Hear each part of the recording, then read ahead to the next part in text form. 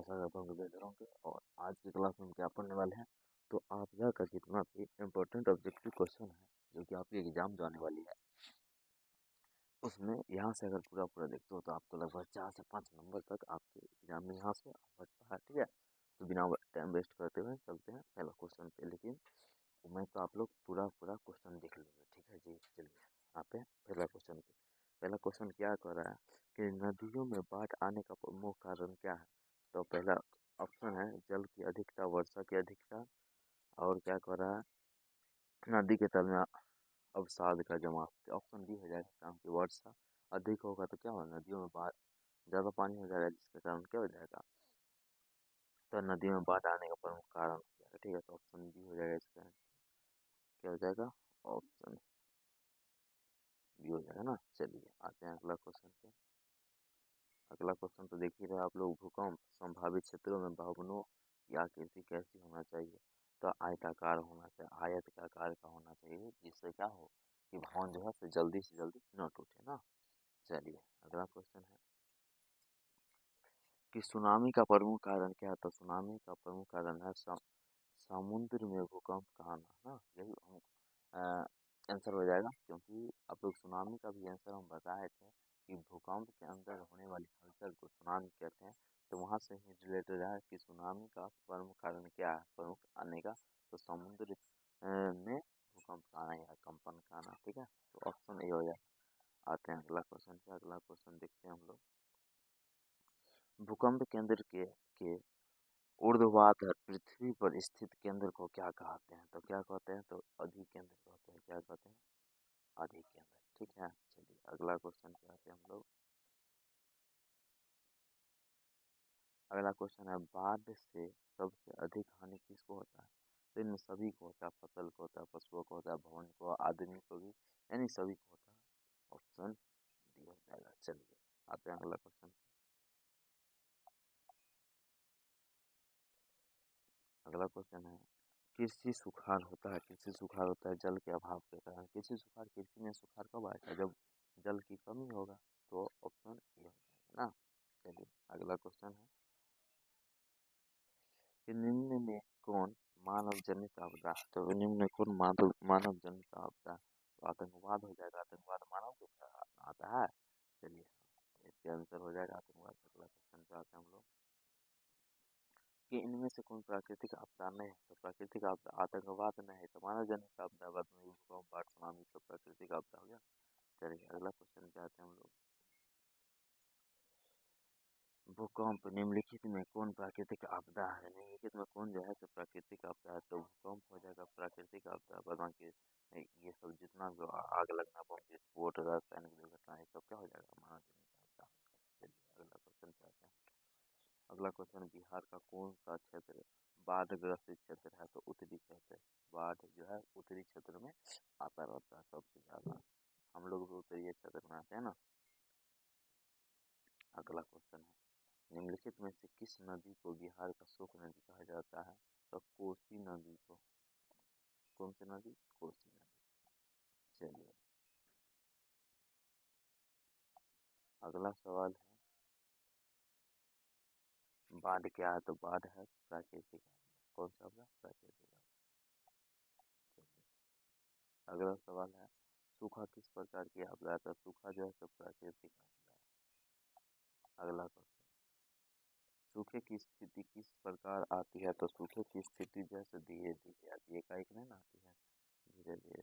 चलिए अगला क्वेश्चन है सुनामी किस स्थान पर आता है। तो सुनामी जो है तो समुद्र में आता है। कहाँ आता है, समुद्र में आता है। चलिए अगला क्वेश्चन है, ओहो सॉरी, हाँ अगला क्वेश्चन देखो, मानव शरीर में आग आग से जलने की स्थिति में जले हुए स्थान पर क्या क्या प्राथमिक उपचार करना चाहिए। तो ठंडा पानी डालना चाहिए। क्या करना चाहिए, तो ठंडा पानी डालना चाहिए ना। अगला सवाल है कि सामान्य संचार व्यवस्था के बाधित होने का प्रमुख कारण क्या होगा। तो केबल टूट जाता है तो क्या होगा कि मतलब सूचना नहीं प्राप्त होगा, टीवी भी नहीं चलेगा। हाँ टीवी, रेडियो, टेलीफोन, ये सब नहीं चलेगा। हाँ, अगला क्वेश्चन हो जाएगा, संचार का सबसे लोकप्रिय साधन क्या है? तो सार्वजनिक टेलीफोन। चलिए अगला सवाल हो जाएगा कि सूखे के लिए जिम्मेवार कारक क्या है? तो सूखे के लिए जिम्मेवार कारक है वर्षा की कमी। वर्षा की कमी, वर्षा कम होगा तो सूखा उत्पन्न होगा। चलिए अगला सवाल है, बाढ़ के समय निम्नलिखित में से किस स्थान पर जाना चाहिए? तो ऊंचे स्थान पर जाना चाहिए, ऊंचे वाले स्थान। चलिए अगला सवाल होगा, सूखे से बचाव का एक मुख्य तरीका क्या है? तो एक मुख्य तरीका है वर्षा जल संग्रहण। अगला क्वेश्चन, 26 दिसंबर 2004 को विश्व के किस हिस्से में भयंकर सुनामी आया था? तो बंगाल की खाड़ी में। कहाँ आया था? बंगाल की खाड़ी।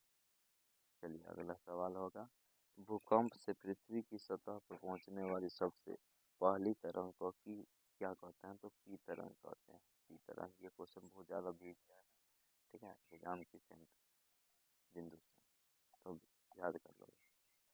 अगला सवाल देखते हैं हम लोग, भूकंप अथवा सुनामी से बचाव का का इनमें से कौन सा तरीका सही नहीं है?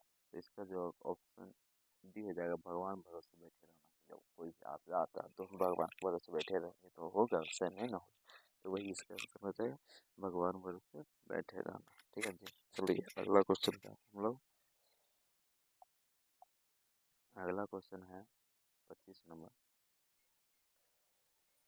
कि मलबे के नीचे दबे हुए लोगों को पता लगाने के लिए किस यंत्र की मदद ली जाती है? तो हो जाएगा इंफ्रारेड कैमरा। इंफ्रारेड कैमरा के द्वारा क्या होता है कि कीचड़ में, पानी के अंदर में कौन कौन दबा हुआ है उसको हम देख सकते हैं इंफ्रारेड कैमरा के द्वारा। किसके द्वारा? Infrared camera.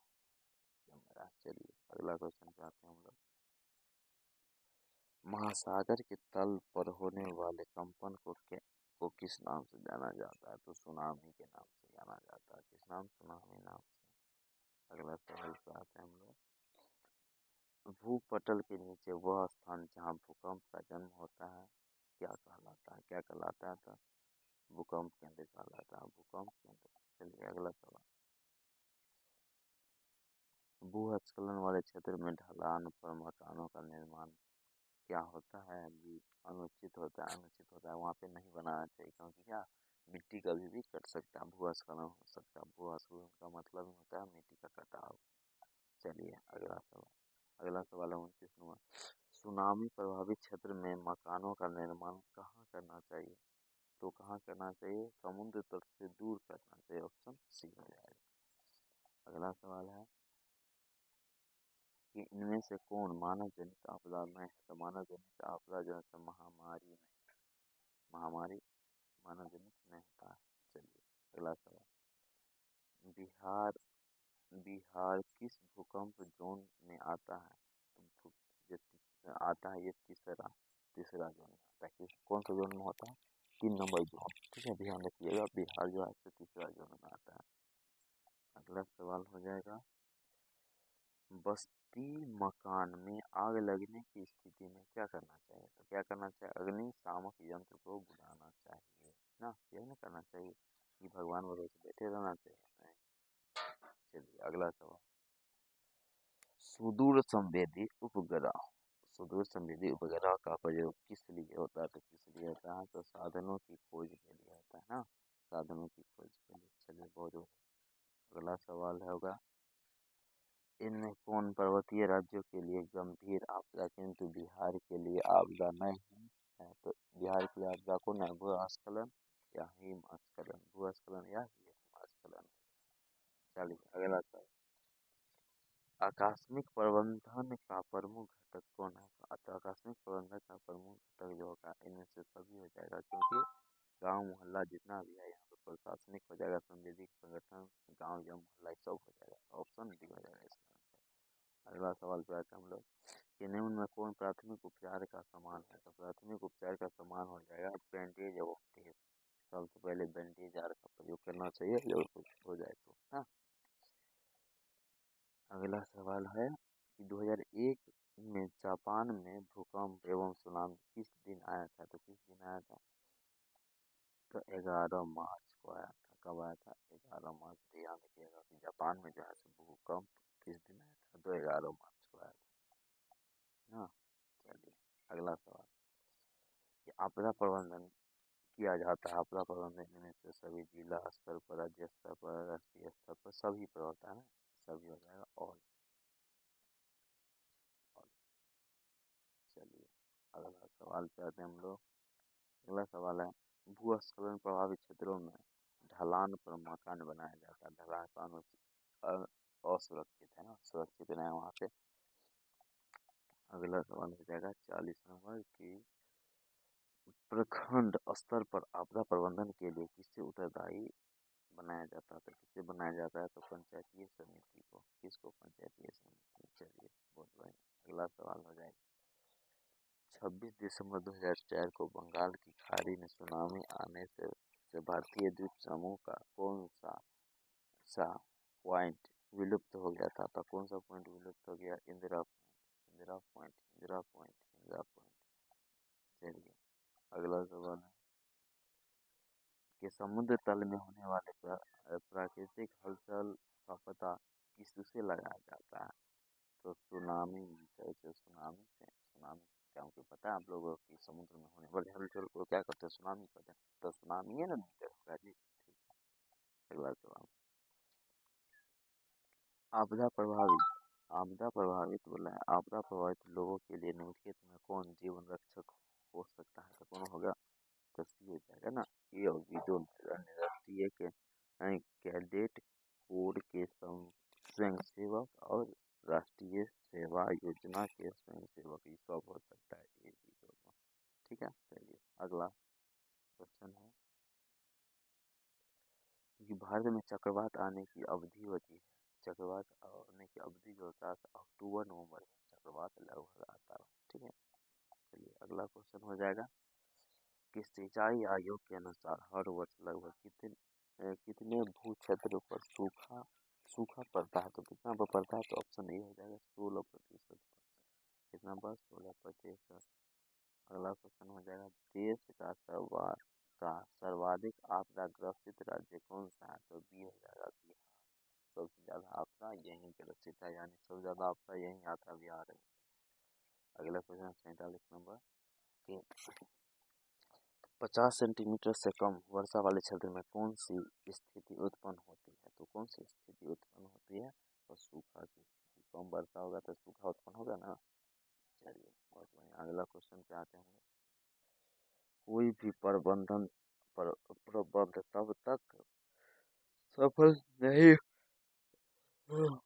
हो सकता जब तक कि उनमें सेना सहभागिता न हो, सरकार की सहभागिता न हो, हम लोग की सहभागिता न हो। तो ऑप्शन बी हो जाएगा इसमें, यानी इनमें सभी हो जाएगा। ठीक है चलिए अगला क्वेश्चन पे आते हैं हम लोग। अगला क्वेश्चन ये है कि भारत के किस किस भाग में सुनामी की चेतावनी के लिए विशेष प्रबंध किए गए हैं? तो तटीय भाग में। तटीय भाग ऑप्शन सी हो जाएगा, तटीय भाग। चलिए अगला क्वेश्चन, भारत में किस वर्ष अत्यंत विनाशकारी भूकंप आया था? तो किस वर्ष? तो 1934। कब? 1934 में। ठीक है अगला क्वेश्चन पे आते हैं हम लोग। भारत में किस वर्ष अत्यंत विनाशकारी चक्रवात आया था? तो किस वर्ष आया था? तो ऑप्शन बी 1999 में आया था। कब आया था? 1999 में आया था। अगला क्वेश्चन,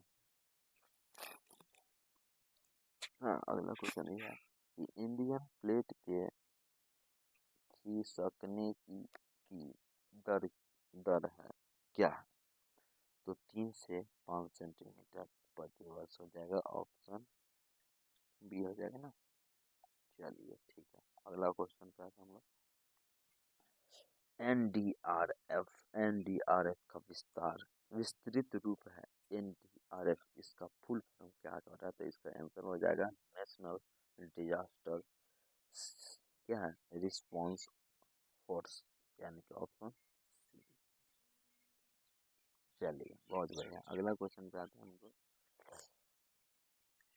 2001 में भूकंप किस क्षेत्र में आया था? तो 2001 में जो भूकंप आया था भुज क्षेत्र। कौन से क्षेत्र? भू क्षेत्र। अगला क्वेश्चन पे आते हैं हम लोग।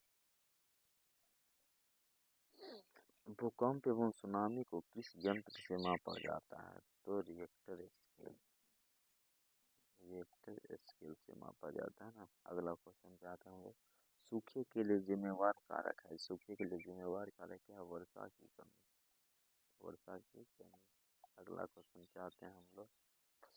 1999 का भयंकर चक्रवात किस राज्य में आया था? तो किस राज्य में आया था? तो उड़ीसा में आया था। कहाँ आया था? उड़ीसा। चलिए अगला क्वेश्चन पे आते हैं।